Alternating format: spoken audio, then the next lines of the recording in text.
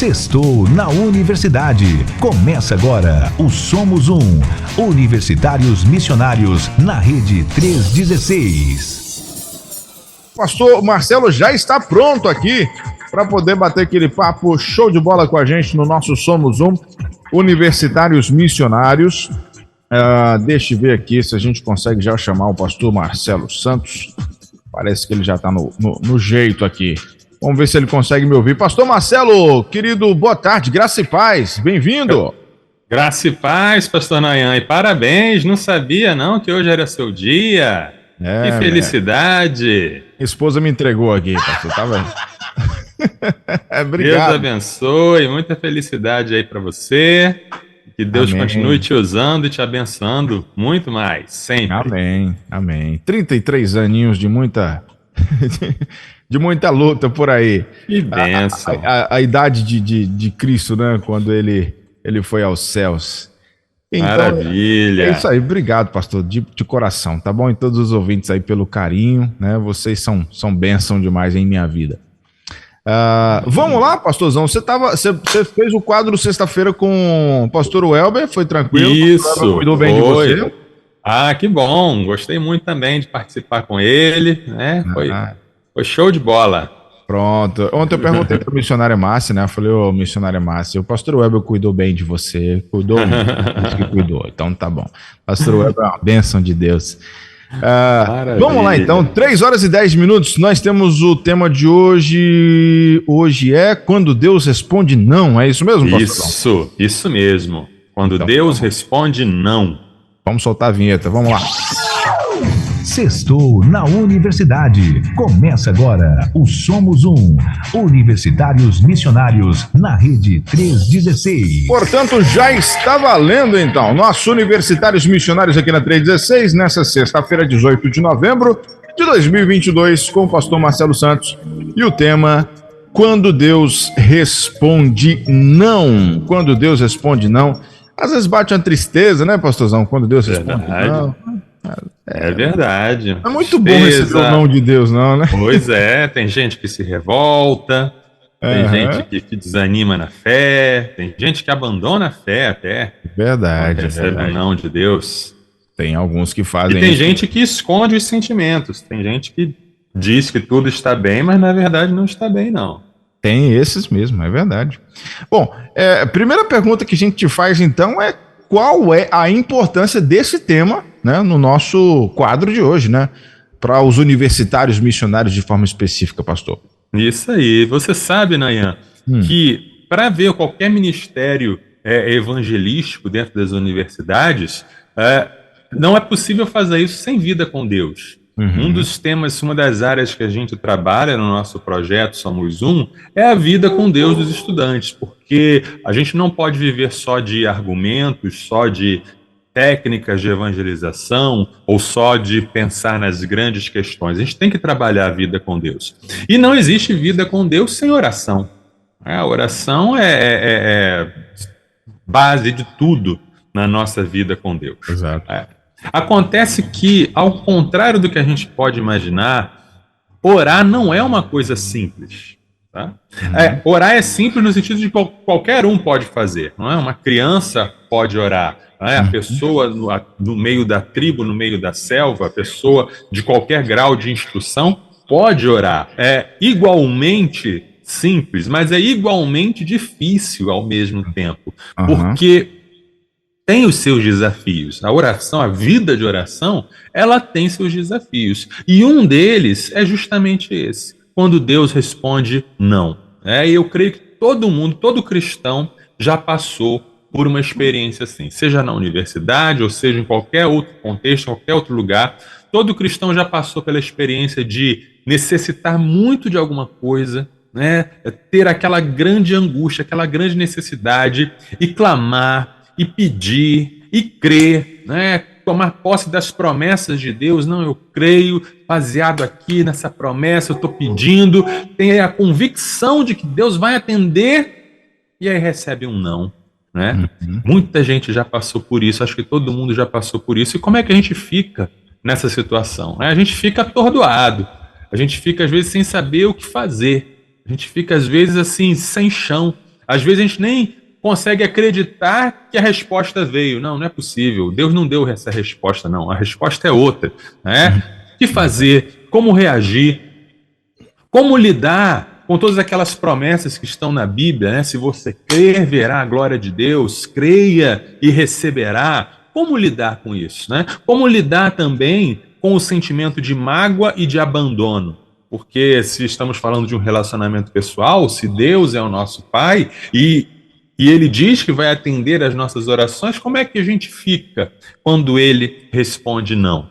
A gente tem aquela pergunta, será que temos orado certo? Será que tem alguma coisa na minha oração que eu estou fazendo errado? Afinal, os discípulos perguntaram, ensina-nos a orar, e a gente precisa realmente aprender a orar, né? Como voltar a orar depois de um não? Muita gente tem a sua vida de oração impactada depois de um não de Deus e demora, às vezes, a voltar a orar, voltar a pedir, voltar a confiar. Então é sobre basicamente todas essas questões que a gente vai tentar conversar no nosso programa de hoje, né? Conto aí com a participação dos ouvintes, com as perguntas, com os testemunhos, com aquilo que cada um sente que Deus está falando com você para compartilharmos aí nesse programa muito especial. Bom, o recado tá dado então, né, pessoal? Vocês podem ficar à vontade para mandar dúvidas, perguntas, enfim, comentários, para poder contribuir com a gente aqui, interagindo no nosso quadro de hoje pelo nosso WhatsApp 11 9 30 03 03 16. O tema de hoje é quando Deus responde não. E por que, pastor Marcelo, Deus às vezes responde não? Fala pra gente. Por que Deus às vezes responde não? Tem uma série de razões. Quando a gente vai para a Bíblia, a gente encontra algumas razões pelas quais as orações podem não ser atendidas, né? A gente deve pensar, para a gente iniciar nossa reflexão, uma coisa muito importante para a gente entender, que Deus, ele não é uma máquina. Deus não é uma força, um objeto inanimado. Tem gente que se aproxima de Deus como se Deus fosse uma lâmpada, né, um interruptor da lâmpada. Eu vou apertar, vai acender a luz. Se não acendeu a luz, tem algo errado. Vou chamar o eletricista. Né? Obviamente, Deus é Deus. Essa é a primeira coisa que a gente tem que entender. Ele não recebe ordens de nós. Somos nós que somos os servos dele. Então, essa postura que já foi muito comum, mas graças a Deus já tem sido corrigida, mas ainda existe em muitos lugares de pessoas determinando, dando ordens, declarando e que tem que ser assim. Isso aí é totalmente contrário do que a palavra de Deus nos ensina. Não somos nós que determinamos, não é o nosso poder, a nossa fé que vai fazer Deus agir. Não é assim que acontece, tá? A oração, ela não é um mecanismo. A gente às vezes vai ler certos livros ou ouve certas conferências, ouve certas pregações que dão a entender que existe uma técnica. A oração não é uma técnica, não é uma tecnologia, sabe? O que é tecnologia? Tecnologia é exatamente isso que nós estamos fazendo aqui. Eu liguei o meu computador, eu liguei o meu microfone, você ligou o seu fone, nós ligamos a nossa rede de internet, a gente faz uma série de procedimentos esperando receber um tipo de resultado. Né? A dona de casa, quando coloca as coisas no liquidificador e aperta o botão do liquidificador, ela quer que o liquidificador gire, ela espera aquele resultado. Assim é a tecnologia. Mas a oração não é isso, né? E esse pensamento tecnológico de você achar, se eu fizer passo tal, e passo tal, e passo tal, eu vou ter um certo resultado, né? Se eu seguir essa receita de bolo, eu vou ter esse resultado. Não é um privilégio nosso, de nós, do século XX, XXI, não. Porque já no passado já havia um pensamento que é igual ao pensamento tecnológico, que é o pensamento mágico. Né? Não existe, o modo de pensar da magia é o mesmo modo de pensar da tecnologia, que é, se eu fizer tal e tal e tal coisa, eu vou ter tal e tal e tal resultado. Então, na história da bruxa do conto de fada, misture olho de morcego, pata de lagartixa, osso de não sei o quê, e você vai acontecer tal coisa. Isso é magia. Tá?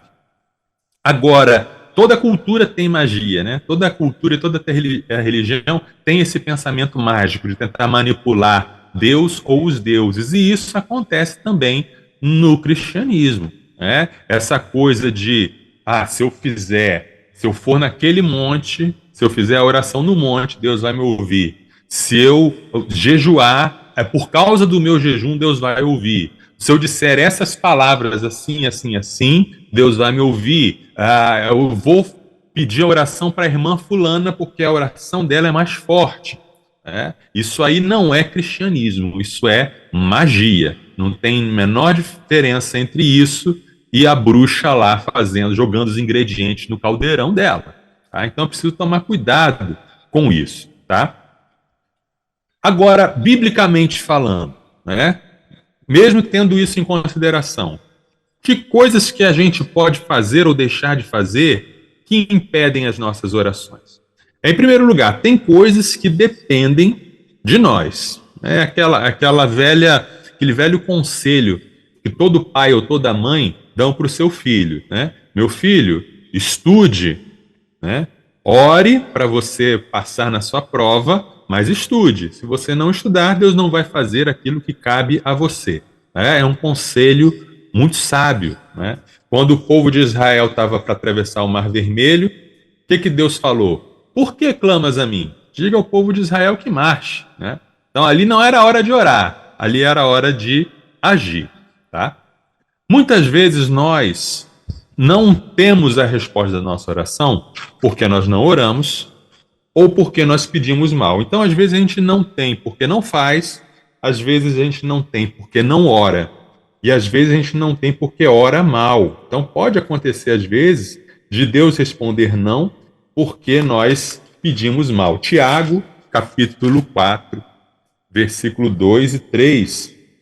Vocês cobiçam e nada têm, matam e sentem inveja, mas nada podem obter. Vivem a lutar e a fazer guerras. Nada têm porque não pedem. Pedem e não recebem porque pedem mal para esbanjarem em seus prazeres.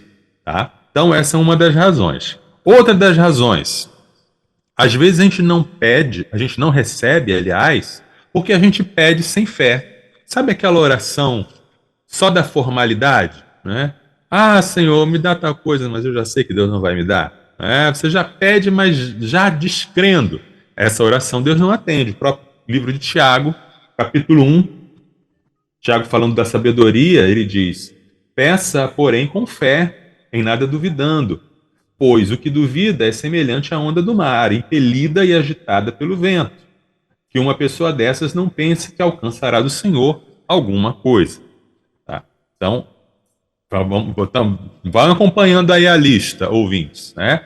Existem coisas que dependem de nós, existem coisas que a gente precisa pedir, precisamos pedir coisas com uma intenção boa, não para gastar nos deleites, nos desejos, no pecado. Deus não vai pedir uma coisa que tem a ver com o pecado, não vai atender uma coisa que tem a ver com o pecado. É preciso pedir com fé.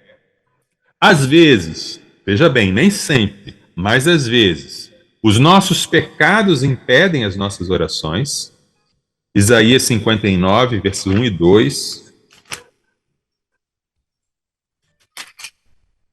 Eis que a mão do Senhor não está encolhida para que não possa salvar, nem o seu ouvido não está surdo para não poder ouvir. Mas as iniquidades de vocês fazem separação entre vocês e o seu Deus. E os pecados que vocês cometem o levam a esconder o seu rosto de vocês para não ouvir os seus pedidos. Então, bem claro, né? Texto bem claro, bem evidente, mas tem mais. Em 1 Pedro, capítulo 3, versículo 7, especialmente falando aos maridos. Maridos, vocês igualmente vivam a vida comum do lar, com discernimento, dando honra à esposa por ser a parte mais frágil e por ser coerdeira da mesma graça da vida. Agindo assim, as orações de vocês não serão interrompidas. Ou seja, o pecado específico do marido que trata mal a sua esposa, que não cumpre o seu papel de ser um líder servo como Jesus, ele pode, se ele faz assim, ele pode ter a sua oração interrompida, impedida, tá? Então, o pecado não confessado, o pecado não abandonado, ele impede essa ligação com Deus, impede essa resposta de Deus. Mas é importante deixar claro que nem todos os casos são assim. Existem casos em que nós temos uma boa motivação, nós queremos algo que é bom para nós e para o outro, uma coisa justa, uma coisa legítima. Às vezes nós pedimos com fé, nós estamos crendo que Deus realmente ele pode fazer e confiamos que Ele nos ouve e cremos que Ele pode nos dar, né? Às vezes a gente ora, a gente já confessou nosso pecado, a gente está reconciliado com Deus, porque não há quem não peque, mas há quem possa ser perdoado, reconciliado. E às vezes a gente faz a nossa parte, o que a gente tem que fazer, e ainda assim Deus responde não. Repare, Nayan, repare, nossos ouvintes, que eu não estou falando assim, Deus não responde. Eu não uso essa frase, Deus não responde. Porque Deus sempre responde, né? O silêncio pode ser a resposta, mas creia, é uma resposta. Então, às vezes Deus responde com silêncio, às vezes Deus responde com um espere, às vezes Deus responde não. O que a gente pede não acontece, acontece o contrário. Mesmo com todas essas condições cumpridas, tá? Por que isso acontece? Tá? Primeiro, Mateus capítulo 7, versículo 9 a 11, nos diz o seguinte: ou quem de vocês, se o filho pedir pão, lhe dará uma pedra? Ou se pedir um peixe, lhe dará uma cobra? Ou se vocês que são maus sabem dar coisas boas aos seus filhos, quanto mais o Pai de vocês, que está nos céus, dará coisas boas aos que lhe pedirem. Coisas boas. Deus dá o que é para o nosso bem.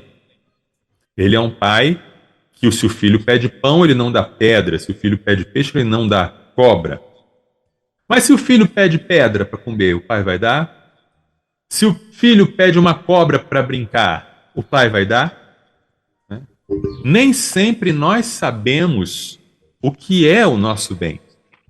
Nem sempre nós sabemos o que é bom para nós. Muitas orações, muitas não, mas algumas com certeza, orações não respondidas são livramento. Essa é uma realidade.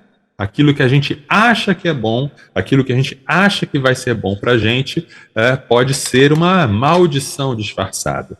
E Deus, Ele dá o que é bom para nós. 1 João 5,14, e esta é a confiança que temos para com Ele, que se pedirmos alguma coisa segundo a sua vontade, Ele nos ouve. E a sua vontade é o que é bom, agradável e perfeito. Então, a nossa oração em concordância com a vontade dele vai gerar a resposta positiva.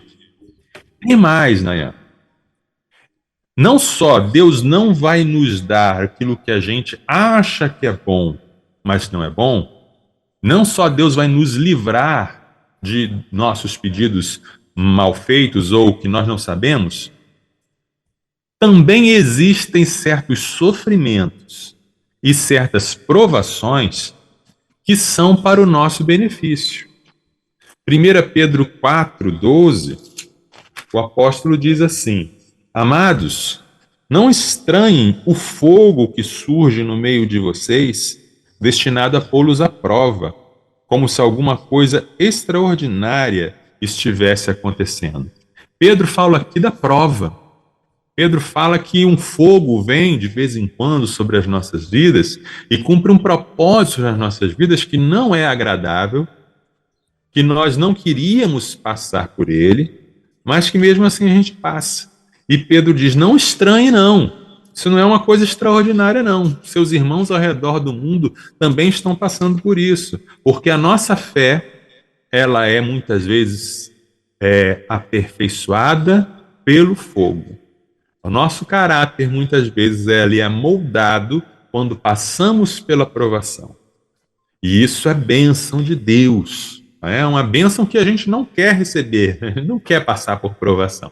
A gente não é masoquista, mas é uma prova que Deus passa, não para nos aprovar ou reprovar, mas para nos moldar, para nos refinar, para nos transformar pelo fogo. É por isso que Deus respondeu assim para Paulo, quando Paulo pediu que te tirasse o espinho da carne dele.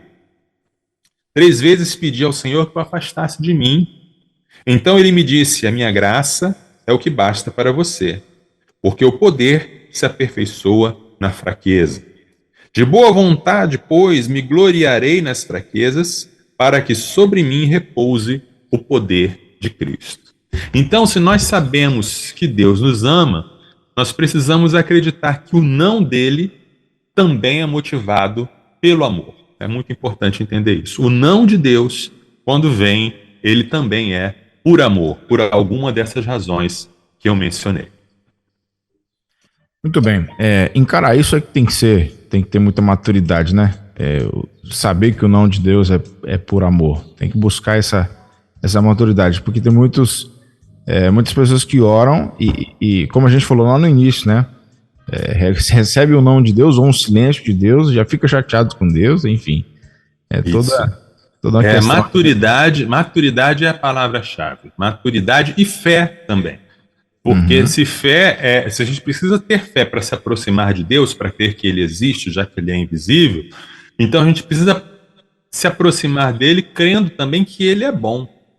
Que ele é bom, que ele é sábio, que ele sabe o que faz, que ele não é uma criança brincando com um bonequinho, né? A criança, quando pega o bonequinho e bota no fogo e enterra e joga para o cachorro, Deus não faz isso com a gente. Né? Nós não somos brinquedos na mão dele, somos filhos amados. Então, o que ele nos permite fazer e as provas que ele ativamente dá e nos faz passar também são motivados por amor. Podemos não entender, né? E muitas vezes a gente não entende mesmo, porque se a gente entendesse, não precisaria ter fé.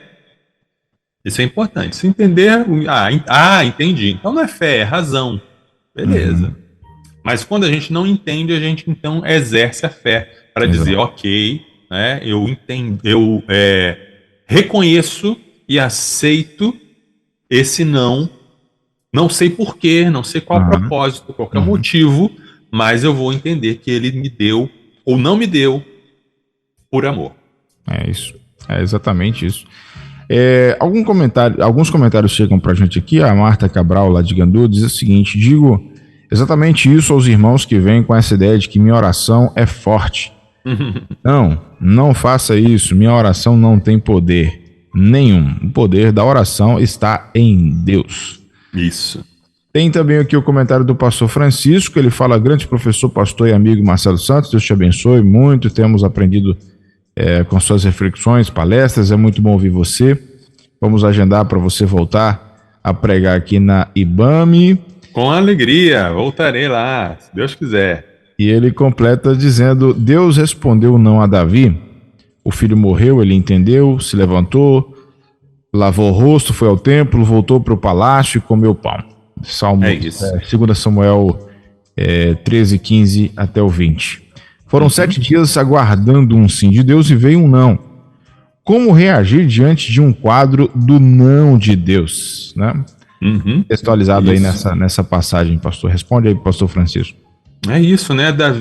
A gente tem que entender que ouvir e aceitar ouvir e aceitar e crer e receber o não de Deus não significa que você não vai chorar, né?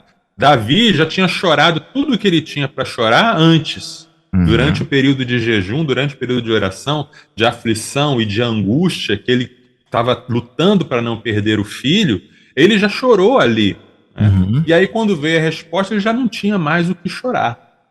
Mas não é pecado nem errado, ao você ouvir um não de Deus, você ficava um período de luto, você ficava um período de... amanhã mesmo estarei fazendo um sepultamento. Né? Saiu nos noticiários aí um oficial do Corpo de Bombeiros foi assassinado aqui no Rio de Janeiro.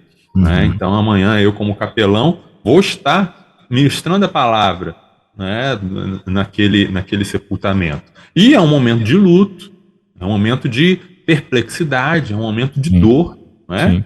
Alguém que se vai assim de maneira violenta, claro que há choro, Mas o choro, ele não é incompatível com a fé de dizer, Senhor, está doendo, Senhor, estou sofrendo, mas eu confio em Ti, né? E eu descanso em Ti. É verdade. Mandar abraço aqui pro Misael, que tá lá nos Estados Unidos acompanhando a gente, né? Mandando um abraço aqui para ti também, pastor. Amém. E tá sempre ouvindo a gente, o Misael lá. Um abraço, meu irmão. Deus te abençoe e continue aí ligado na nossa programação. Amém. Seguinte, 3h34 agora, horário oficial de Brasília. Tem uma frase, pastor, Sim, muito conhecida, que ela diz assim: a oração não muda as circunstâncias, ela muda a pessoa que ora. O que o senhor acha dessa frase, pastor? Nayan, eu não concordo com essa frase. É mesmo? Eu vou discordar dessa frase. Ela parece muito profunda, né? Ela parece ser uma frase muito piedosa. A oração não muda as circunstâncias, ela muda a mim, né? O importante na oração é eu ser mudado e não a circunstância. Por que ela esconde um problema? Porque acaba sendo uma desculpa para uma falta de fé. É uma fé totalmente teórica. Não vai adiantar eu orar para pedir por isso ou por aquilo. Eu vou orar apenas para o meu crescimento espiritual, vou orar apenas para eu mudar os sentimentos ou coisas assim, né? Aí, essa pessoa bem intencionada que vive por essa frase, na verdade, ela nunca vai esperar que Deus vai mudar as circunstâncias. Aí eu nunca vou me decepcionar. Bom, Deus não vai mudar mesmo, então eu não vou pedir para Ele mudar nada mesmo, e eu não vou me decepcionar, vou manter minha fé segura. Tá? É claro que mudar a mim mesmo é mais importante do que mudar as circunstâncias, é claro. É claro que Deus está mais interessado na maneira em que eu reajo às circunstâncias do que nas circunstâncias em si. E Ele está muito mais interessado no meu crescimento pessoal, no meu amadurecimento. Até por isso, em algumas circunstâncias, ele responde não. Ok. Mas Deus também nos manda orar e pedir por circunstâncias, né? O pão nosso de cada dia nos dai hoje. Jesus nos ordena a orar assim, na oração que Ele ensinou, né? Ele nos manda pedir pelas coisas que a gente precisa e nos manda crer. Então, existem dois erros opostos, tá? Um está no leste e outro está no oeste, tá? O erro do leste é achar que a gente pode tentar manipular Deus com frases de efeito, com palavras mágicas ou com um sentimento de fé, né? Isso é um erro. Mas o erro oposto é achar que a nossa oração nunca afeta Deus. Achar que Deus está tão distante, tão longe lá de nós, que a nossa oração não faz diferença para Ele, né? Isso não é fé. Isso tem um outro nome. Se chama resignação. Se chama conformismo. Tá? E tem até uma escola filosófica que segue essa linha, que se chama estoicismo. É uma escola que surgiu e que o apóstolo até menciona na Bíblia, né, os estoicos, né, que eles achavam assim, olha, a vida é assim mesmo, na vida acontece sofrimento, na vida acontece problema, não adianta você se aborrecer por isso, então você tem que aceitar as coisas que a vida manda para você. Isso é o estoicismo, mas isso não é cristianismo. Não é o cristianismo. Entre os dois erros que a gente tem um espaço enorme para a gente navegar, a gente pode andar em segurança, tá? Algumas pessoas falam que uma das características de Deus é Ele ser impassível. Eu já vi gente falando isso, né? Deus é impassível, ou seja, Ele não é afetado, Ele não sofre, Ele não... Mas o Deus impassível não é o Deus da Bíblia, é o Deus dos filósofos. Tá? Os filósofos podem até especular sobre um Deus que é impassível e que não sente, mas o Deus da Bíblia sente. O tempo todo a gente está vendo o Deus da Bíblia sendo afetado pelos seres que Ele criou, né? Um Deus que chora, um Deus que se ira, um Deus que ouve, um Deus que atende, um Deus até mesmo que muda de planos, né? Muda de planos? Como assim? né? Vou dar apenas 2 exemplos bíblicos, né? Um é o rei Ezequias, profeta, tinha acabado de ir para a casa dele com a ordem, com a palavra de Deus, né? Lembrando, da boca do profeta saía a palavra de Deus. E a palavra de Deus para o rei é: arrume suas coisas porque você vai morrer. Uhum. E aí o rei ora, chora, se prostra, e Deus manda o profeta dar a voltar do quintal do rei e voltar para dizer: olha, você vai ter mais 15 anos de vida. Né? E aí tem gente que fala desse texto para dizer que Deus fez uma pegadinha com o rei Ezequias. Né? Porque nesse período de 15 anos ele teve um filho, Manassés, que foi uma peste, que matou muita gente. Aí eu ouço esse argumento e fico pensando: primeiro, Deus não faz pegadinha. Né? Deus não dá uma bênção e diz assim: você vai ver só, você me pediu o que eu não queria te dar, então eu vou te dar uma maldição junto com a bênção. Deus não faz assim. Isso não é o caráter de Deus. Né?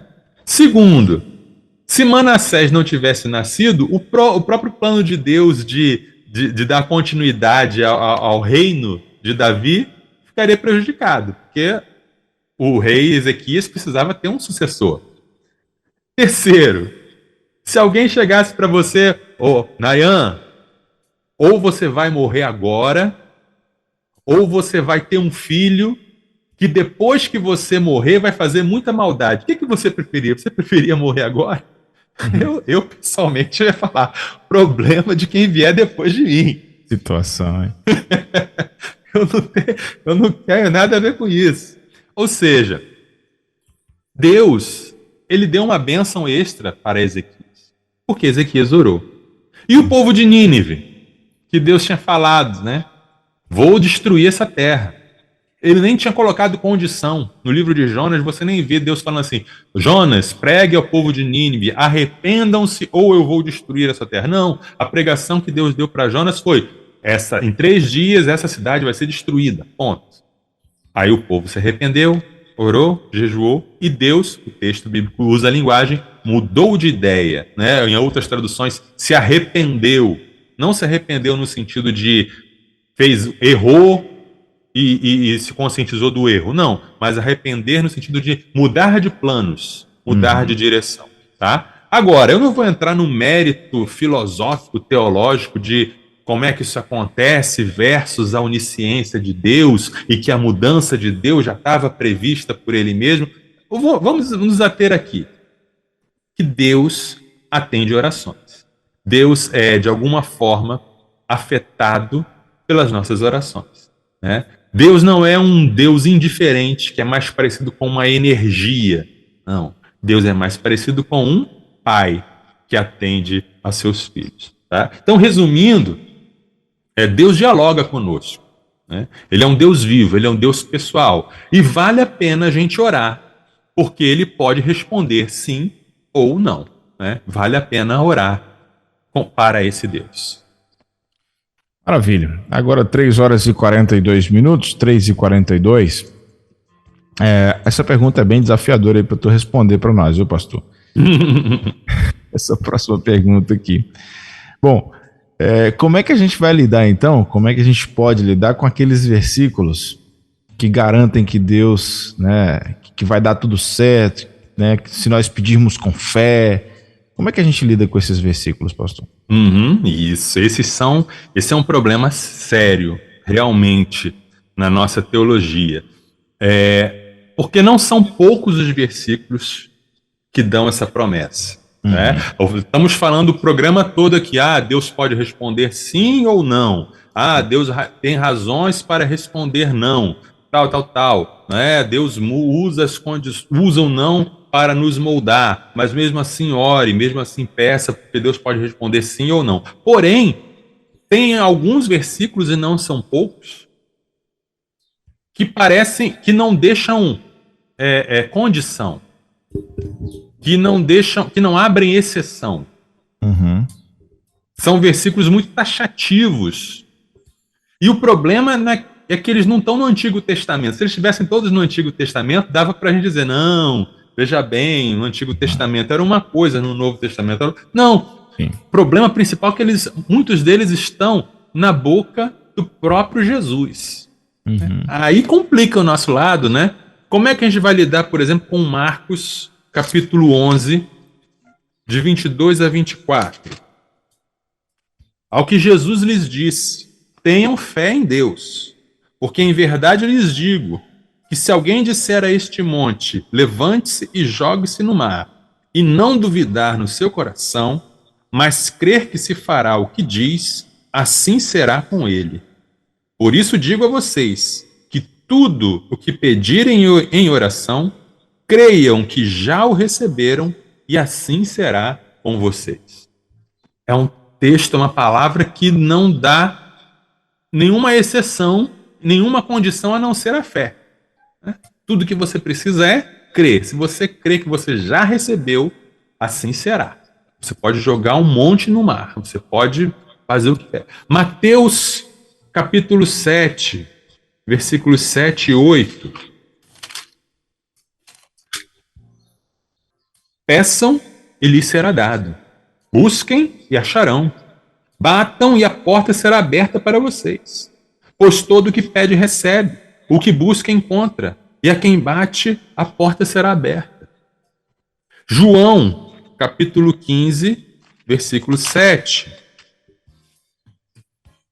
Se permanecerem em mim e as minhas palavras permanecerem em vocês, pedirão o que quiserem e lhes será feito.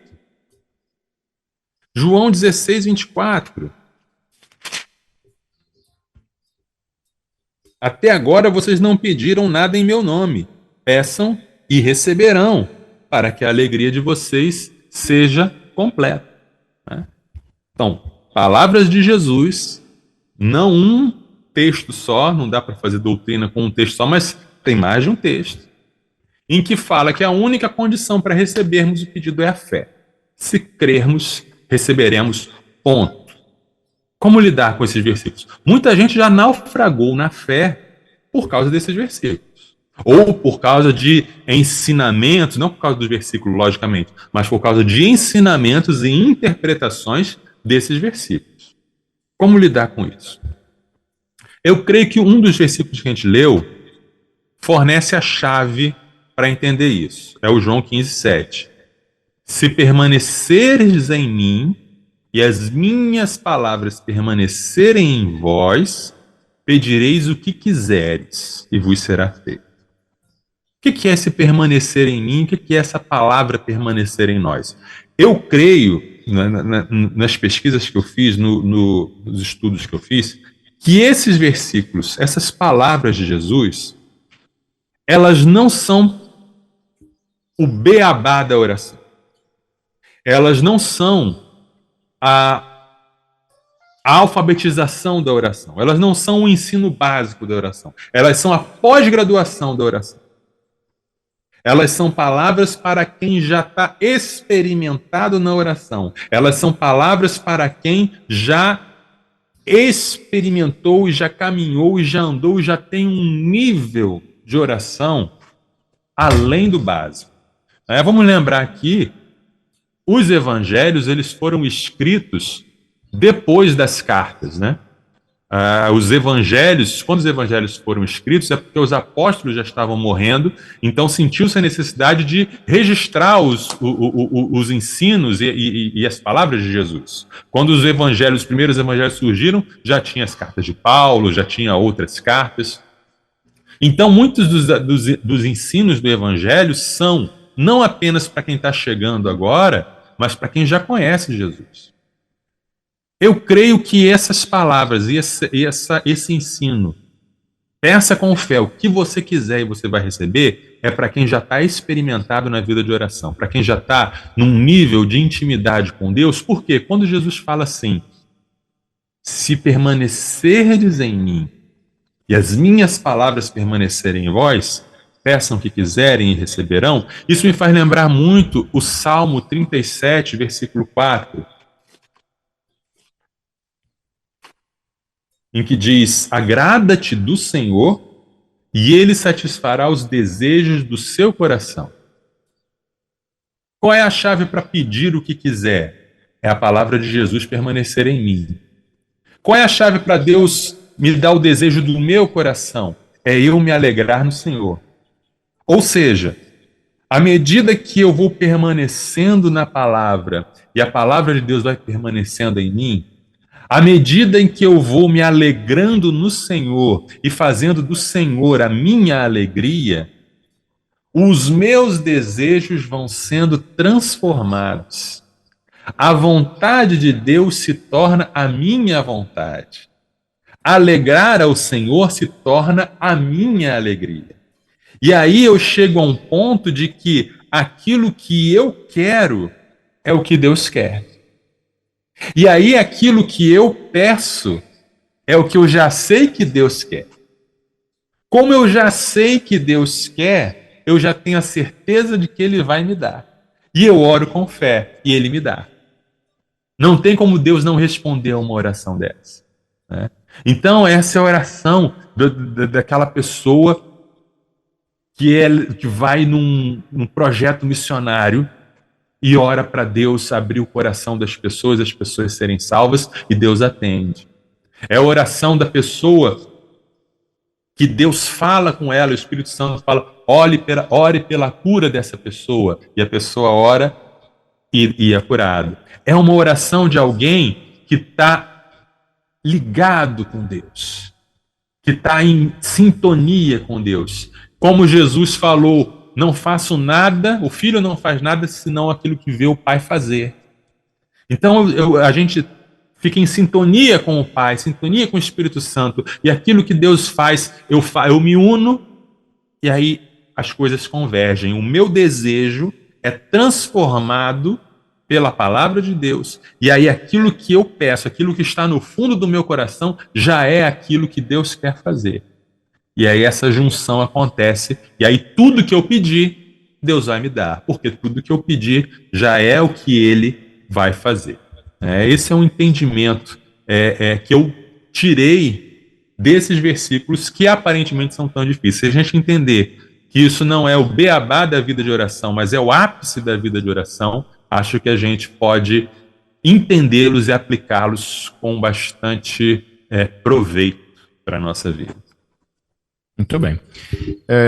3 horas e 51 minutos. Eu penso o seguinte, tem esses versículos são versículos abençoadíssimos, mas a Bíblia ela não é feita só desses versículos.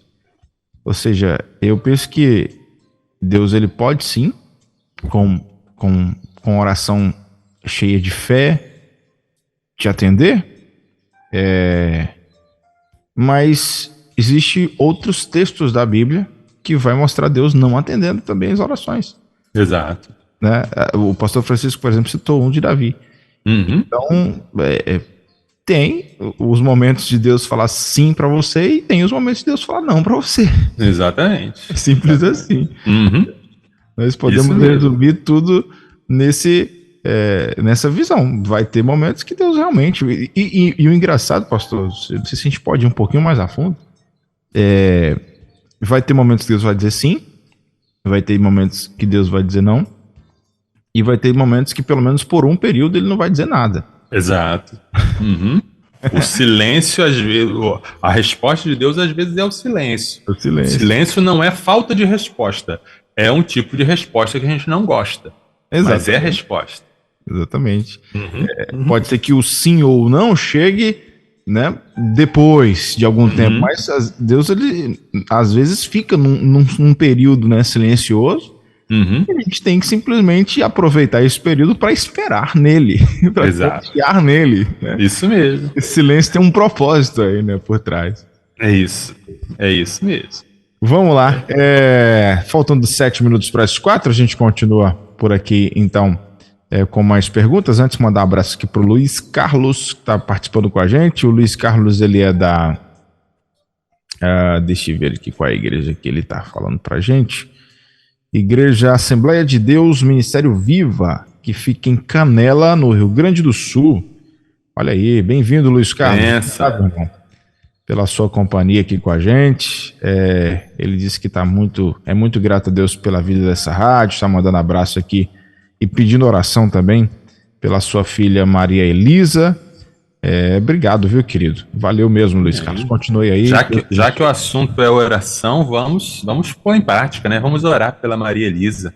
Isso aí. Senhor meu Deus, esteja nesse momento tocando a Maria Elisa, filha do nosso irmão. Não sei qual é o problema, não sei qual é a situação, mas sei que o Senhor pode curar, Amém. sei que o Senhor pode resolver, proteger, o Senhor pode fazer tudo aquilo que ela precisa. Por isso oramos, clamamos a Ti, entregamos em Tuas mãos, confiando que o Senhor vai fazer o melhor, em nome de Jesus.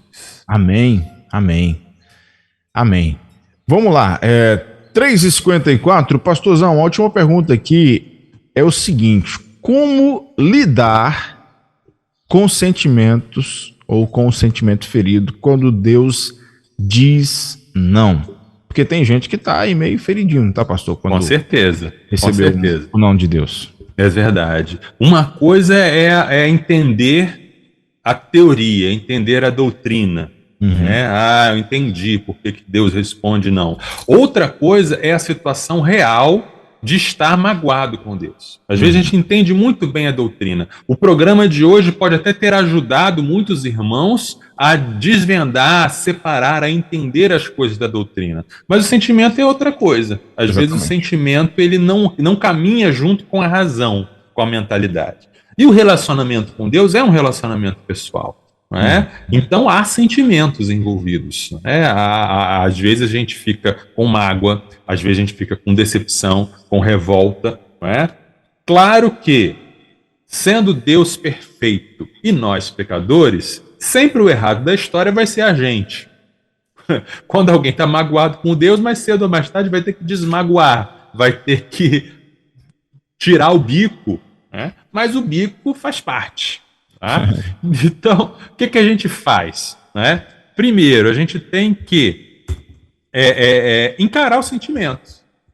Encarar que existe mágoa, encarar que existe decepção, encarar que existe revolta. De nada adianta a gente ficar mascarando os nossos sentimentos com Deus. De nada adianta a gente ficar colocando aquela máscara do bom moço, da boa moça. Não, tá tudo bem. Só que por dentro não adianta esconder isso de Deus.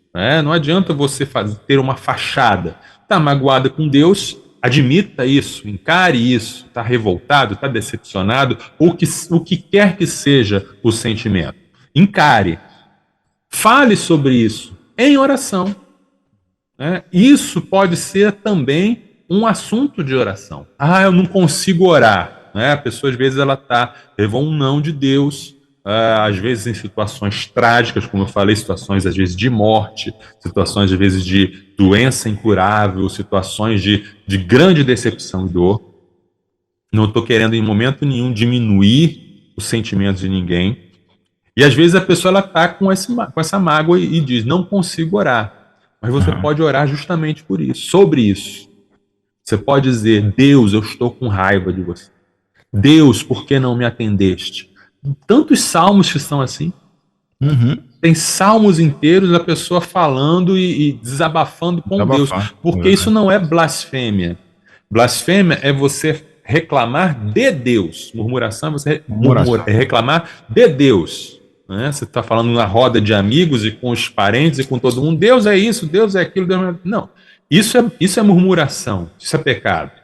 Mas você reclamar com Deus é totalmente autorizado pela palavra.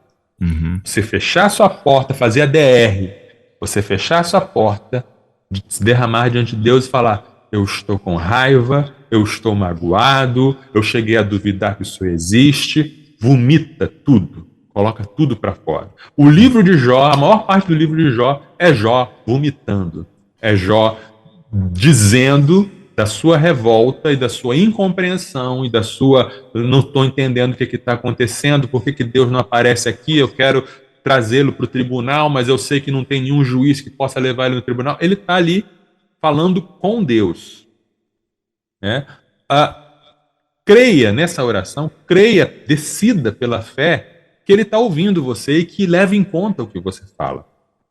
Ele não é indiferente. O paradigma que a gente tem é o Getsemane, Mateus capítulo 26, o modelo de oração para a nossa vida é o modelo do Getsemane. Mateus 26, de 36 a 39.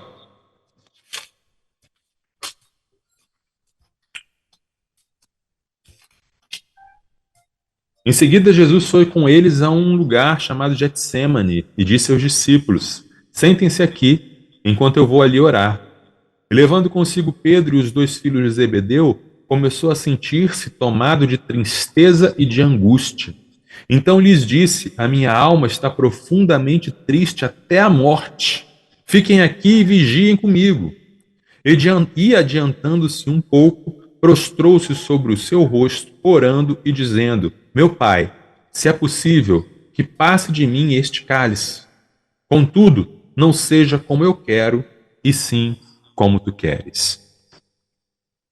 Às vezes a gente lê certos relatos sobre Jesus e a gente acha que Jesus estava fingindo. A gente não fala isso, mas a gente pensa. A gente pensa que por Jesus ser Deus, ele não sentiu de verdade essas coisas. Ele não estava angustiado de verdade, ele sabia que ele ia ter que passar. Mas Jesus nunca fingiu, Jesus nunca mentiu, Jesus nunca fez nada por atuação, Jesus nunca representou nada. Então, quando o texto diz que ele estava angustiado, quando ele diz que estava angustiado até a morte, é porque ele estava angustiado até a morte. E quando ele ora ao Pai, olha, me livra dessa, é porque de fato ele desejava se livrar daquilo. Ele não queria, ele sabia que o tipo de sofrimento que ele ia passar, que não era só o sofrimento físico, mas era o sofrimento de ser separado do Pai ao carregar sobre si os pecados do mundo. E ele, no desespero, ele pede algo que ele sabia que não era possível, mas ele pede mesmo assim: olha, tem algum jeito? Pai, pensa aí num plano B. Pensa aí numa outra maneira. Será que a gente não consegue? Será que a gente não é inteligente de pensar numa outra maneira de eu salvar a humanidade? Me ajuda aí. Ele estava angustiado, ele estava sofrendo. E a gente lê, às vezes, muito rápido o texto, né? Pai, afasta de mim esse cálice, todavia não seja o que eu quero, mas o que tu queres. Mas a gente não sabe quanto tempo se passou entre uma frase e outra. Entre o afasta de mim esse cálice e o seja feita a tua vontade, pode ter tido a angústia. Esse é o espaço da angústia. Esse é o espaço em que a gente luta para ter a nossa vontade. E não é errado você dizer qual é a sua vontade, né? Jesus orou e pediu que fosse feita a vontade dele. Você começa orando, colocando diante do Pai a sua vontade. Senão você não oraria, senão a gente volta lá atrás naquela coisa do conformismo, né? Aquela oração muito fácil. Seja feita a tua vontade. Seja feita a vontade de Deus. É a oração de quem não está nem aí. Ou é a oração de quem não tem esperança. A gente fala muito erradamente, né? A gente fala a palavra certa com o tom errado, ou o sentimento errado. A gente fala assim: agora está nas mãos de Deus. Como se fosse uma coisa ruim, entendeu? Como se fosse ao Deus dará. A expressão ao Deus dará é isso. Quer dizer, está solto. Não, é o contrário. Então existe um espaço aí antes de você dizer seja feita a tua vontade, que é um espaço de luta, que é o espaço de angústia, que é o espaço de sofrer, de insistir, de pedir e de crer. Só depois que você faz isso é que você diz: ok, seja feita a tua vontade. Ok, eu estou pronto para aceitar a tua vontade. Eu já insisti, eu já pedi, eu criei, eu coloquei diante de ti todos os meus argumentos, eu me esforcei diante de ti para que o Senhor me atendesse. Mas depois disso tudo, eu apresento tudo isso a ti e eu digo: seja feita a tua vontade. A oração, muitas vezes, é uma dança. Tem um passo para lá, um passo para cá, e vai e volta. Muitas vezes é uma luta, como Jacó. Jacó se embolou ali, deu um mata-leão no anjo e tal, aquela coisa. Não sei se esse anjo tinha asa, mas se tinha, voou pena para tudo que é lado, porque Jacó brigou com o anjo. Falou, só sai daqui se me abençoar. Às vezes a oração é isso. Só que Jacó saiu mancando. Você sempre leva uma marca do seu confronto com Deus. Se você não iniciar, você não vai saber. Se você não iniciar, você não vai saber se é uma dança, se é uma luta, se é um tranquilo amanhecer e um tranquilo momento gostoso na presença de Deus, ou se é a batalha e você vai chorar e você vai colocar a boca no pó. Não dá para saber antes. O que dá para dizer é: vale a pena orar. E é isso que eu quero encerrar esse programa de hoje dizendo aos meus irmãos: vale a pena orar. Vale muito a pena orar, muito a pena mesmo. A gente se aproxima mais de Deus, nosso vínculo, nosso relacionamento com Ele fica cada vez mais, né, íntimo, e até mesmo, como o pastor Marcelo acabou de dizer, né, até mesmo se for para poder reclamar de algumas coisas, né, Senhor, estou sofrendo, Senhor, me ajuda aqui, Senhor, eu não estou feliz com essa situação, não tem problema. É para Deus mesmo que você tem que falar isso, né? Isso. E é só quando você fala que você abre a oportunidade de Deus te falar. Porque eu já tive muito essa experiência de estar, que é a experiência de Jó. Não na mesma intensidade que Jó teve, né? Mas a experiência de estar magoado, de estar triste, de estar reclamando com Deus e falar, e aí Deus fala comigo. E aí quando Deus fala comigo, ele vem muitas vezes como foi com Jó, que Deus não deu nenhuma explicação para Jó. Isso é muito fascinante. O livro de Jó termina e Deus não dá explicação nenhuma. Deus só aparece. E o aparecimento de Deus é suficiente para Jó dizer, né, antes eu te conhecia de ouvir falar, etc. Então, muitas vezes Deus vai, ao nos responder, nos colocar no nosso lugar. Mas é tão bom quando isso acontece.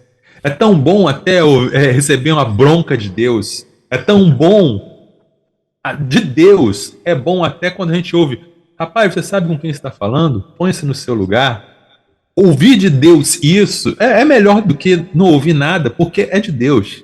Sim, claro. E faz sentido, de algum jeito esquisito, faz sentido dentro da gente, que a gente diz: ok. E a gente se acerta e se conserta. É maravilhoso. O relacionamento com Deus é maravilhoso e não tem nada melhor, né? Fomos feitos para isso, então não poderia ser diferente. É isso. Show de bola. Agora 4h06 aqui na nossa rede 316. Esse foi o nosso tema de hoje, né? Aqui com o pastor Marcelo Santos. Um tema riquíssimo e importantíssimo para a gente dar continuidade à nossa caminhada cristã quando Deus responde não. Pastorzão, nosso muito obrigado pela sua disponibilidade mais uma vez de estar com a gente aqui nessa sexta-feira. Se quiser encerrar com mais alguma coisa, alguma consideração final aí em relação ao assunto, você pode ficar à vontade. No mais, pedir para você chamar o pessoal para conhecer o Somos Um Universitários Missionários. Maravilha. O projeto Somos um projeto de missões nacionais que visa capacitar e preparar e despertar o universitário cristão para ele fazer discípulos na universidade. Então, nós temos materiais, temos roteiros de pequenos grupos, temos aulas, cursos, oficinas. Você pode nos acompanhar no Instagram, @Universitários Missionários. Temos um canal no YouTube, Somos Um Universitários Missionários. Temos também materiais no portal da igreja, portal do líder de Igreja Multiplicadora, e materiais à venda na Livraria Missões Nacionais, né? Então você pode também mandar um direct para o Instagram do Somos Um para solicitar um treinamento na sua igreja, na sua associação, na sua juventude, né, onde a gente pode ir com alegria e estar servindo aí o reino de Deus. Fechou. E sexta-feira que vem, pastorzão, de que nós vamos falar? Tema da sexta-feira que vem: o cristão e a Black Friday. Olha aí, o cristão e a Black Friday. Maravilha.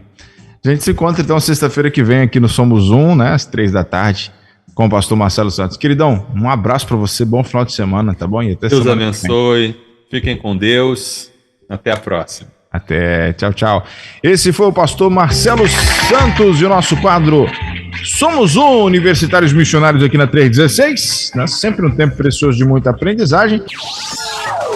Sextou na Universidade. Universitários Missionários na Rede 316.